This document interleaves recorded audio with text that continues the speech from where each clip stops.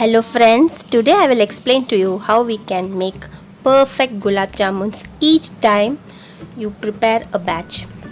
So I have been taking orders for gulab jamun in bulk for marriages, and here I am sharing with you few tips which I usually follow or which I have learned from my mistakes so that you can prepare perfect juicy and spongy gulab jamuns each time. So these are the ingredients needed. So first we will just mix up the ingredients for the syrup. Here I am showing a batch for 15 gulab jamuns, and I am using 3 cardamom which is crushed and few strands of saffron, 1 cup of sugar. I will add 1 cup of water. My gulab jamuns are not so sweet, over sweet, it is just perfectly sweet. So we will just keep this aside and we will make the dough for the gulab jamuns. Here I am using milk powder. I have recipes using khova, for which the link I will give in the description box. I am here taking 3/4 cup of milk powder, half cup of atta or wheat flour, then 1 tablespoon ghee, a pinch of salt, 1/4 teaspoon baking soda, and some normal room temperature milk to mix and form the dough. Okay, the amount of milk will differ depending on the type of wheat flour used. Please kindly make sure you are using wheat flour. Wheat flour gives a good texture, so add in all the dry ingredients and the salt and give the mixture a good mix. And mix the baking soda and the salt evenly. Now add in the ghee or the clarified butter. This gives a good rich aroma.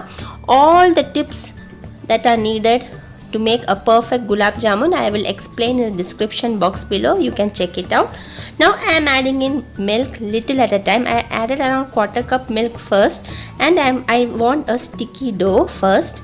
Then later when you mix in well, that stickiness will disappear and you will get a perfectly smooth dough.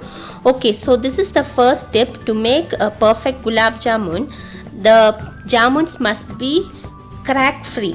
You must not see any cracks in the jamuns. To achieve that, the consistency in which you mix the dough is very important. So the milk acts as a main factor so that you achieve perfect smooth balls.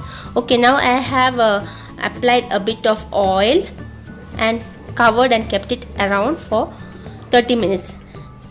Okay, I am using this type of non-stick saucepan. You will see why. Because I am using this type method of frying in which I don't use the ladle. Okay, now after 30 minutes of resting, I am making it into small 15 size balls. Okay, this recipe yields 15 gulab jamun, medium size gulab jamun. If you want bigger ones, you can go for it. But this one is the correct size which I use for my cake decorations, etc. For marriage orders, the size of the jamuns are a bit more bigger. Okay, now I have switched on the sugar syrup, and into a pan I am adding around half cup of oil. I am using neutral coconut oil and 2 tablespoons of ghee to give a good flavor. You will see there is a totally different flavor once you use ghee for frying. Okay, here I am adding in the jamuns into the medium flame. The fire must be at medium low, and you keep on swirling the pan like this. You are not going to use the ladle.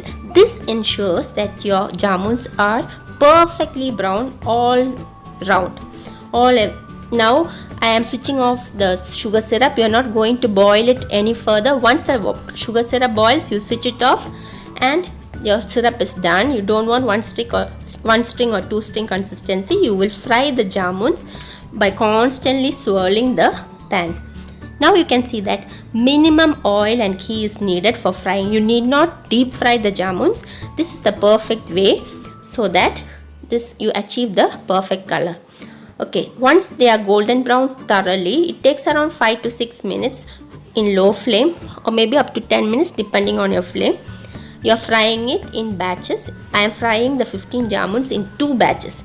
Once it is fried, you keep it aside for 5 minutes. You don't directly add the fried jamuns in the sugar syrup. You will keep it aside for 5 minutes and later you will add it to the sugar syrup. This ensures that the jamuns soak up the sweetness and does not become rubbery in the sugar syrup. The syrup must be slightly warm when you are adding the jamuns. So that is why I boiled the sugar syrup only when I started to fry the jamuns. Okay, and you must ensure that you cover the lid in which you have put the jamuns. Now the second batch is also done. I am transferring the second batch into the sugar syrup. Okay, so these are few tips which you must follow to ensure your jamuns turn out juicy and soft each time. And all the other tips I will mention in the description box below. You have to go read it down to see what all are the tips needed. So this is the cake that I decorated with the jamuns that I made. Do try and let me know your feedbacks and comments. Thank you and take care. Bye.